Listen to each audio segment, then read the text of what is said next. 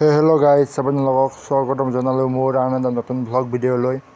আজিও গৰমৰ পৰা ভিডিঅ'টো ষ্টাৰ্ট কৰিলোঁ। মোৰ আগৰ জেগা, আগৰ সেই গৰম, আগৰ কথা দেখা নাই গাইজ। ঘাম কেনেকৈ বহিছে আপোনালোকে চাব পাৰে। ইমান যি গৰম দিছে কি ক'ম আৰু কি যি হৈছে গাইজ আমাৰ এই অসমখনত এই দুই তিনি বছৰ ইমান গৰম পৰা হৈছে যেন ৰাজস্থানেই যেন আমাৰ অসমখন। কিবা আমাৰ গাইজ এবাৰ পাকৰি গাছ এবাৰৰ তলত অলপ ঠাণ্ডা, সেইকাৰণে আমি গাঁৱৰ মানুহখিনি আহি আমাৰ এই পাকৰিৰ তলত জিৰাওঁ। তো ভিডিঅ'টো ভাল লাগিলে লাইক কমেণ্টখিনি কৰি দিব গাইজ।